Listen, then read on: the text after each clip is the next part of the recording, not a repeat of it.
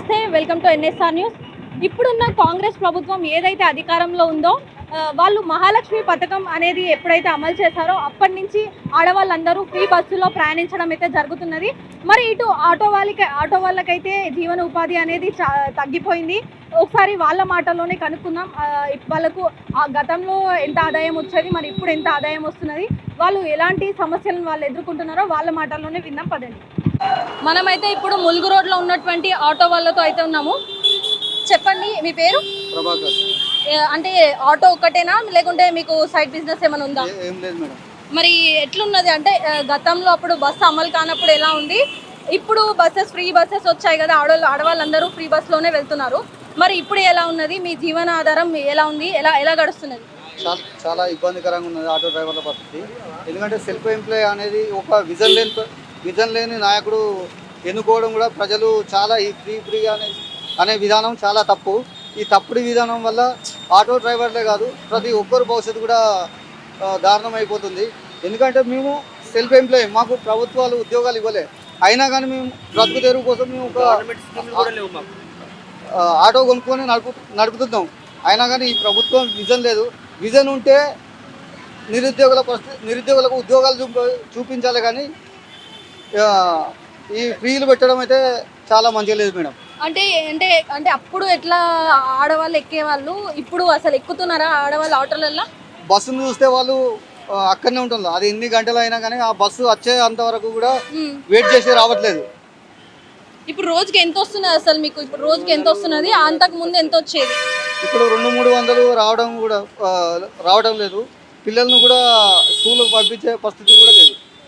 అంటే ఎంత వస్తున్నాయి మీకు ఆదాయం? ఎంత వస్తున్నాయి?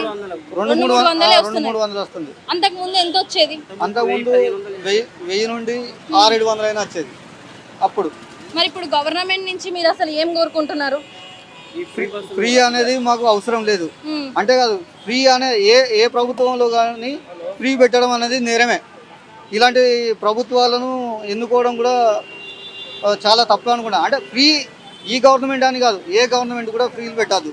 ఎందుకంటే నిరుద్యోగులకు ఉపాధి అనేది చూపించాలి. ఫ్రీ పెట్టడం అనేది కరెక్ట్ కాదు. ఇలా ఫ్రీ పెట్టకుండే అంటే ఇప్పుడు ఆడవాళ్ళందరికీ మాత్రం ప్లస్ అవుతున్నది కదా, వాళ్ళు ఇట్లా జాబ్ చేసే వాళ్ళు కానీ వీళ్ళు ఆటో అదేంటి బస్సులలో ట్రావెల్ చేస్తున్నారు కదా. ఫ్రీ అనేది ఉద్యోగాలు ఫ్రీ పెట్టు అనండి. ఎందుకంటే వాళ్ళు ఉద్యోగాలు చేసుకొని సంపాదించుకుంటారు, వాళ్ళే డబ్బులు కట్టుకుంటారు. ఈ ఫ్రీ పెట్టడం వల్ల కూడా ప్రజలకైతే ప్రజలకు కూడా కరెక్ట్ కాదు కదా. ఫ్రీగా వాళ్ళు ఎక్కడికి పడితే కూరగాయల కోసం కూడా ఎంతో దూరం నుండి కూడా వాళ్ళు ఫ్రీగానే వెళ్ళిపోతుంది, కానీ ఆటో వైపు చూస్తలేరు. అంటే మీకు ప్రభుత్వం తరపు నుంచి 12,000 ఇస్తామని వాళ్ళు అంటున్నారు కదా, మరి ఏమంటున్నారు? మాకు 12,000 వద్దు మేడం. ఫ్రీ స్కీమ్ అనేది అవసరం లేదు. ఎందుకంటే వాళ్ళు సీట్ల కోసం పెట్టినటువంటి వాళ్ళు ప్రభుత్వాలు, ఎందుకంటే ఓట్ల కోసం పెట్టినటువంటి స్కీమ్. ఇలాంటి స్కీమ్ల వల్ల ప్రజలు తప్పుదారి పడతారు. అంటే వాళ్ళు 12,000 ఇవ్వకపోయినా పర్వాలేదు కానీ ఈ ఫ్రీ బస్ అనేది తీసేయండి అని అంటున్నారు. ప్రభుత్వం అనేది ఫ్రీ బస్సులు ఫ్రీ అనే ఏదన్నా కానీ ఫ్రీ అనేదే ఏది పెట్టద్దు. ఎవరైతే పని చేస్తారో వాళ్ళకు పని చేసే వాళ్ళకు ఉపాధి కల్పించాలి. మీ పేరు? శ్రీనివాస్. అంటే ఎక్కడి నుంచి ఎక్కడి వరకు ఆటో నడుపుతారు? ఆత్మకూరు నుండి ఇక్కడ ములుగు రోడ్ కూడా వస్తాం మేడం. మేము రోజు మా నీరుకులన 65 ఆటోలు ఉన్నాయి. మేము ప్రతి ఒక్కరు ఆటో మీద ఆధారపడి బతుకుతున్నాం.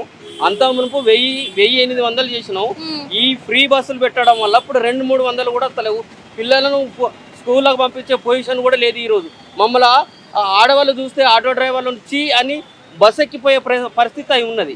ఎన్ని గంటలన్నీ అక్కడ వెయిట్ చేస్తుండే కానీ మా ఆటో ఎక్కడం లేదు. మాకు 12,000 ఇస్తే ఏం మొదలవుతుంది మేడం? సంవత్సరానికి 12,000 అవుతుంది. మీరు రోజు 1,000 రూపాయలు సంపాదించుకుంటాం. మాకు 30,000 రూపాయలు ఇన్కమ్ వస్తుంది. మాకు ఆ 12,000 రూపాయలు మాకు ఏం కూడా వద్దు. మాకు ఈ ఫ్రీ బస్సులు అనేది తీసేయాలి. తీసేస్తే మేము జీవనోపాధితో బతుకుతాం. మేము అంటే మీరు గవర్నమెంట్ ని లాస్ట్ గా ఏం కోరుకుంటున్నారు అసలు? మాకు ఈ ఫ్రీ బస్సులు రద్దు చేయమని అంటున్నాం. ఫ్రీ బస్సులు రద్దు, కానీ ఆల్రెడీ ఇప్పుడు స్టార్ట్ చేశారు కదా, అది రద్దు చేయడానికి వీలు కాదు కదా. దీని తర్వాత ఇంకా మీరు అసలు ఏం కోరుకుంటున్నారు? ఇది ఒక్కటి ఇచ్చిపెట్టి మీరేం కోరుకుంటున్నారు? ఇది ఒక్కటి ఇచ్చిపెట్టే మా ఆటో డ్రైవర్లకు నెలకు 30,000 రూపాయలు ఇవ్వమనండి. మీ ఆటోలు కూడా బంద్ పెట్టి లేకపోతే మాకు కూడా ఆ మొగోళ్ళకు కూడా ఫ్రీ పెట్టమనండి. మీ ఆటోలు కూడా నడపం. ఇక 12,000 ఇస్తామంటున్నారు కదా. 12,000 మాకెందుకు మేడం? 12,000 మాకు అవసరం లేదు. మీ పేరు? అయిలేదు. ఎల్లయ్య గారు, అంటే ఆటో ఒక్కటే ఉన్నదా లేదా సైడ్ బిజినెస్ ఏమైనా ఉందా మీకు? ఆటో ఒకటే. ఆటో ఒక్కటే. మరి ఇప్పుడున్న ప్రభుత్వం ఏర్పడినప్పటి నుంచి మహిళలందరూ కూడా బస్సులోనే ప్రయాణిస్తున్నారు. మీ జీవనాధారం మీరు కోల్పోతున్నారు. అంటే ఎంత వస్తున్నాయి మీకు రోజు? రోజు 200-300-500 ఖర్చు మా ఖర్చు అవుతుంది. లేడీస్ అయితే అసలు ఎక్కువనే లేరు, ఎక్కట్లేదు. ఈ ప్రభుత్వం ఇది ఒక స్కీమ్ తీసేస్తే మాకు మేల్కరంగా ఉంటుంది. ఆ ప్రభుత్వానికి మేము విన్నపం చేస్తున్నాము, దయచేసి ఇది తీసేయాలి. అంటే రోజు ఎంతమంది ఎక్కుతున్నారు ఆటోలో? తక్కువ మంది జెంట్స్ వస్తాను, కొందరికి వెహికల్స్ ఉన్నాయి, కొందరు కార్లే ఉన్నాయి. ఈ లేడీస్ అయితే అసలు ఎక్కడమే లేదు. బస్సులలో ఫ్రీ బస్సులో ప్రయాణిస్తాను. దానివల్ల మా జీవనోపాధికి ఇబ్బంది కలుగుతుంది. ఈ ఉన్న ప్రభుత్వము మమ్మల్ని దృష్టిలో పెట్టుకొని ఈ స్కీమ్ ఈ పథకాన్ని తీసేస్తే మాకు ప్రయోజనకరంగా ఉంటుందని మమ్మల్ని. ఇప్పుడు ఆల్రెడీ స్టార్ట్ చేసింది కదా, తీసేయడానికి అయితే లేదు. మరి 12,000 ఇస్తామంటున్నారు, అది ఏమైనా వస్తున్నాయా మీకు? అవి ఇంతవరకు రాలేదండి. అప్లై చేసుకున్నారా? అప్లై కూడా చేయడానికి ఇవ్వలే, అప్లికేషన్ ఇవ్వలేదు. ఇంతవరకు ఏది లేదు. అది ఇచ్చుడు కంటే ఇచ్చిన ప్రయోజనం మాకేముండదు. అందుకనే ఈ స్కీమ్ తీసేస్తే బెస్ట్. మీరు చెప్పండి, మీ పేరు? శేఖర్. మీరేం చేస్తుంటారు? ఆటో ఒకటేనా లేకుంటే ఏమైనా బిజినెస్ ఉన్నాయా? ఎంత వస్తున్నది మరి రోజు? ఎంత వస్తున్నది మీకు? రోజు మాకు 500 కంటే తక్కువనే వస్తుందండి. అన్ని ఫ్రీ బస్సులు. ఇప్పుడు చూడండి, ఈ బస్సులో ఎంతమంది దిగుతారు చూడండి, ఆ బస్సులో ఎంతమంది వస్తారో చూడండి. అలా 4-5 మొగలు తప్ప మొత్తం ఆటోలో దిగుతారు చూడండి. అవి చూడండి, ఇళ్ళల్లో ఉన్న వాళ్ళు అందరు బయటికి వెళ్తారు. ఇళ్ళల్లో ఉన్న వాళ్ళు అందరు బయటికి వెళ్తారు. చూడండి, ఒక్క మొగలు అన్నది ఇళ్ళకి వెళ్ళి ఒక్కళ్ళు చూడండి, చూడండి. ఎవరు చూసినా గానీ ఆడవాళ్ళందరూ ఫ్రీ బస్సులోనే ప్రయాణిస్తున్నారు. ఫ్రీ బస్ ఏంది ఇది? ఇగో ఎట్లా పోతా చూడండి. మేము వాళ్ళని ఏం అడుగుతాం? వాళ్ళు ఎక్కరు, ఆధార్ కార్డులు ఉంటాయి వాళ్ళ దగ్గర, మేము ఏం చెప్తాం? వాళ్ళని ఏమన్నా నాగలమా? అంటే అంతకు ముందు ఎట్లా ఉండేది, ఇప్పుడు ఎలా ఉంది? అంతకుముందు సగం, ఇప్పుడు ఒక సగం రేటు ఉంటుంది కదా, మాకు సగం రేటు పెట్టినా బెనిఫిట్ ఉంటుంది మాకు.